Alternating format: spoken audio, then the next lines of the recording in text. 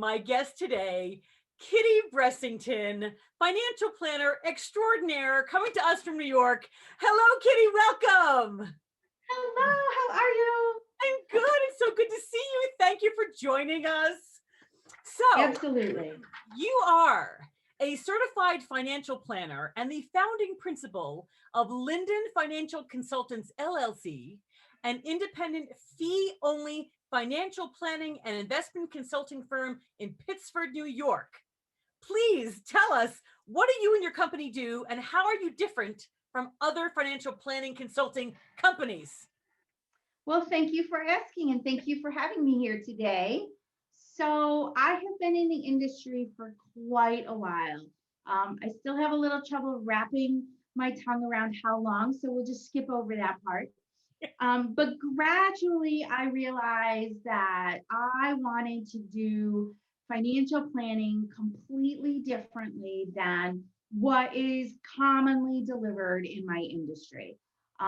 So in 2013, I started Linden Financial Consultants, and for the full year beforehand, I walked around. I said, I like this, I don't like this, I like that.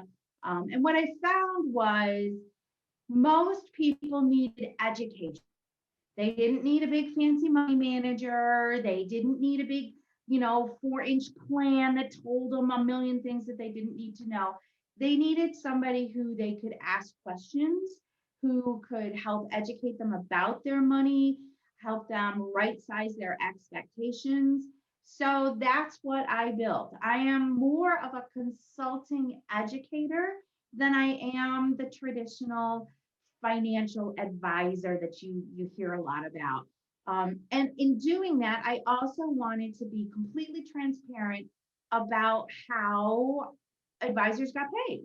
So I am one of a very, very small community of hourly only advisors.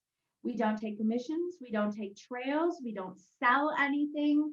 You pay us just like you pay an attorney or your therapist or your car mechanic. It's everything that we do is by the hour, whether we're talking about investments or estate planning or education funding or helping you vet an attorney or something like that. It's all done by the hour.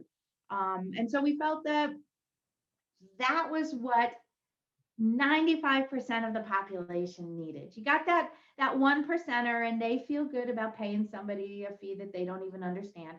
But the whole rest of the population just needs somebody that, will answer their questions and be there when they need them. And that's Linden Financial Consultants. That's so wonderful. And I don't know anything about this at all, but from what I understand,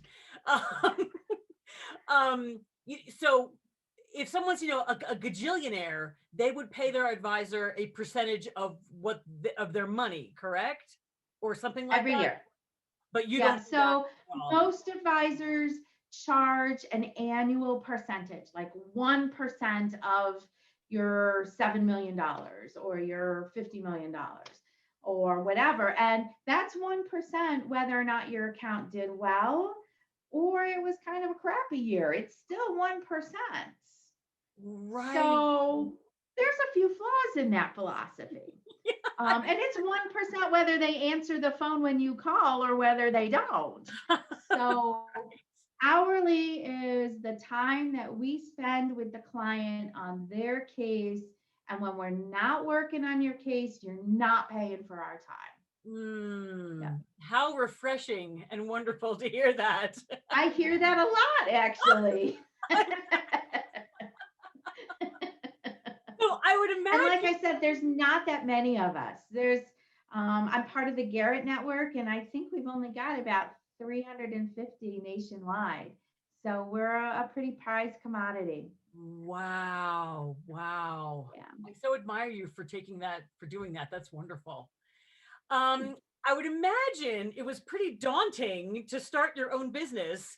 And in this Go For It series, do you have any advice for people who really want to take the leap and become their own boss and follow their passions? Sure. So if you're part of a couple, you need to make sure that your other partner is on board. That's kind of a biggie because you're going to need the support sometimes. Right. I actually thought about going out on my own a number of years when I was still married. And my husband, God love him, you know, when we'd talk about it, his eyes would go, really? That's what you want to do? So we put that on the back burner for a little while. Right. And then when I found myself single, I decided, you know, I'm just going to do this. I don't want to get to 70 and think, well, I should have given it a shot. But it's scary, but scary is okay as long as, you know, we have a lot of emotions. And I've always felt, or at least I felt fairly recently, that you use your emotions as your tools. You know, that scary can kind of go two ways. It can kind of immobilize you, but it can also be an incredible source of power, source of, you know, pushing you forward. So recognizing that. Another thing I would say is I spent at least a year putting my thoughts together. I carried a journal everywhere for a good year. And if I saw something I liked at a company, I'd write it down. And if I saw something I didn't like at a company, I'd write that down because it's just as important to know what you don't want your company to look like Mhm. as it is what you want your company to look like. So that if something comes along and you go, wait a minute, that's not what I want to do. Um, I was very specific that I wanted to work with women. I wanted to work with, you know, women going through challenges. And so, and I wanted to do it, you know, transparently with the hourly only. Could I have pivoted when things were a little tough in the first couple of years and gone into, you know, assets under management and made stacks more money than I did, et cetera? Absolutely. The opportunities were there. But I knew exactly because I'd go back to the journal and I, you know, do a little refresher on this is why I did this. And so, yeah, I really think that journal was good. Um, I also, you know, I had a few fallback measures. For the first year, I lined up people to feed me once a week. So All my friends and my family, I was like, okay, I don't know how this is going to go. So, how do you feel about feed me on Tuesdays? You know, so I always had. brilliant. I love that. And as my mom said, she said in the very beginning when I said I wanted to do this, she said, you won't lose your house, but you might starve. So I was like, all right, I need to find somebody to feed me because mom will make sure I have the house. Oh, that's fantastic. That's really good. Yeah. I love. You know, another thing that I think, I'm sorry, go ahead. No, you. Go. I was, you know, I think developing perspective is really good too, particularly for women. You know, we have this huge imposter syndrome thing and trying to tackle the fact that we really are smart and owning our own abilities. And you know, when I decided to go out on my own, I looked around in my industry and I focused on a couple of people who were just total schmucks. And I said, if this guy can run a business, and I am so much smarter than he is. And so when I was feeling pretty low, I'd be like, is so and so still in business? Yep. All right, I can do this. That gave me a little push. Keep going. That's so great. I You love. got to find those things. Yeah. Yeah. What I love about the journal idea for that full year is that you were always thinking about it and you were always sort of planning in your head and it was always in the front of your brain. It wasn't like back here somewhere noodling around. And I think that's so important because then by the time you get to when you can actually make that leap, you've already done all the mental work and it's already been on your mind so long that it sort of almost feels like a smaller step because you've already been thinking about it for so long and planning for it for so long. That's wonderful. Yeah. I actually picked a date that I was gonna leave my firm. And I'm glad I did all of that stuff beforehand because they let me go way before my date. Oh, So, wow, so really? I had it already. I was like, okay, this isn't exactly the timing I thought, but I had all these pieces at least started to be in place so that I could kind of swing with it. Yeah. Oh, that's fabulous. And I also think having the date, even just for yourself, no matter what happens, is good because then it's not, I'm going to do this sometime in the future, because that could be years Yes. and years. Yeah. So that, and Yeah. holding yourself accountable to that date or having other people hold you accountable to that date is so brilliant for any kind of a project, even having that, Absolutely. oh, you're so brilliant. Really. No, no. I'm I learning. read a lot. I just absorb what other people do and kind of, yeah, I can use that. No, I'm jettisoning that. I'm going to reuse that brain cell. Right. I also Yeah. love the whole, well, if he can do it, I can do it. I think that's really smart. Exactly. Yeah. That's because I think we also kind of, especially as women, we'll put ourselves down or well, I can't do this, or, and then you kind of see some Yahoo. It's like, well, please. Right. Yeah. I wouldn't trust this guy to mow my lawn. Of course I can be better than this. It's so great. So you've been tremendously successful, but please share if you've hit some challenges and roadblocks along the way. How do we navigate those while we're following our dream and Sure. being on our own? So, I think you have to acknowledge the challenge.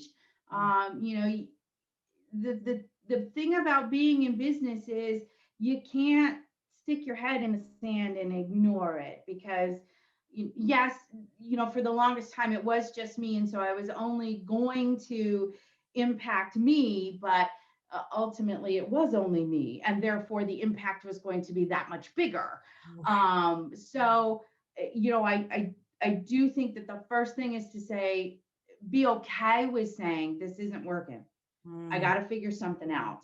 Is it just a little piece of it that's not working? Or have I got to step back and have I got to just retweak the whole situation? And that was kind of hard in the beginning because I was doing things completely differently than, clients would come in and they'd be like, I don't understand. And we'd explain it and they go, yeah, I'm still not getting it. And so, the learning curve, if you're doing something different, you have to be really patient with. A lot of long days, late nights. If you're going to own your own business, you have to build that in at least initially, because you're it. Even if you farm stuff out or outsource it, the buck stops here, right here, and in so many ways that it's not a fairy tale. I can fit this into my life sort of thing. You do have to work really, really hard, and it's interesting because I know guys who've gone into business for themselves, and I'm myself and other women have gone in. And when I talk with my female peers, we get so much more pushback about you're working too hard, or boy, you work again on Saturday? And none of the guys that I have lunch, used to have lunch, pre-COVID lunch, with, they never got that pushback. So I think you have to really toughen up a little bit. I had to grow a pretty thick skin pretty quickly. I've always been a bit of an ice queen, but that really kind of, put it at its point. I think you have to build professionals around you. You've got to have resources because you can't do it all. So that was important. And sometimes you got to replace your resources. Maybe the person that you thought was going to be good at that particular thing wasn't great, or you get a client back that goes, yeah, I didn't enjoy that experience. So I spent a lot of time figuring that out, who understood what I was doing and who was going to support me. And I read a ton. I try and stay up on, what's going on in my industry so that when the industry changes, which can cause a hiccup in your industry, whatever your industry is, you want to be at least aware of it and, already ready to pivot. If the tax laws are going to change, okay, what do I need to do to make sure that my clients are taken care of, or reporting changes or anything like that. And so that's where, a lot of that prep work too helped, where we're going to be my resources. But you don't want to take it so far that you get analysis paralysis, which means there's just too much information and you're not moving forward. So it is kind of a little bit of a balance there. But acknowledge the changes, and don't be afraid to ask for help. That was a real tough thing for me. I never asked for help until my husband got sick. I was the one people came to. I was like, all right, there's 24 hours in a day. Of course we can get this done, type of thing. And it was when he got sick that I started to be okay asking for help. And now I just embrace it. Yeah. I'm like, all right, I can't do anything. This is what I need you to do for me. Yeah. That's really good advice, because I think when we do want to start our own thing, we want to come off like confident and that, well, I know everything and I can do this, which I think is important, but also to be open to say, here's the things I might not know. Please try to help me. And I love about staying on track with the trends and everything, because I think we can get very singularly focused on, I've always done it this way, this is what works. And then sometimes, like Blockbuster or whatever, you can, as an example, so that's so important. And then to say, I really don't know it all, and I need help, and I need to stay. And I love analysis paralysis, because I think we can think ourselves right down into a hole. Oh yeah. Right. Yeah. Wow. That's so smart. You get really twisted up in there if you let yourself. Oh, I'll say, oh wow, that's so brilliant. So tell us, what do you read, and what are some tools people can have in their toolbox for being a business owner? So I think a couple of things. It's whatever your niche is, whatever it is you're going to do, you're going to want to find stuff that like applies to your business. So I get probably a half a dozen different business magazines. Economist is like my guilty secret. So that's like so nerdy. But that's like, most people curl up with, I don't know, some sort of romance novel, and I curl up with The Economist. So I get, a lot of the industry type stuff. I also try and, I try and stay up on some of the books that are written for, women empowerment, but not so much the traditional stuff. Like one of my favorites, I give it out all the time, is Saturday Night Widows by Becky Aikman. So her spin on widowhood is that it's not necessarily, everybody thinks about the stages of grief, blah, blah, blah. And she takes it in a completely different direction, follows a bunch of widows on how they adapt, and that it's okay to not follow the path that everybody says you're supposed to, well, step A is, and step B is, and step C is. And I took from that it was okay to be different in my industry, in my business. And that, it was just because this is the way it's always been structured, doesn't mean that that's the way I have to do it. So I try and find in different books a little nugget that helps me in what I'm doing. Another one of my favorites was, what is it? Nuts. It's the story of Southwest Airlines and how they got started. So it's, the title is Nuts, Southwest Airlines Story, or something like that. But it talks about, the troubles that they had getting started as a little tiny, I think they had like 6 planes or something like that. And now they're Southwest Airlines. And so that was also how he dealt with the different challenges. Small Giants is another really, really great resource.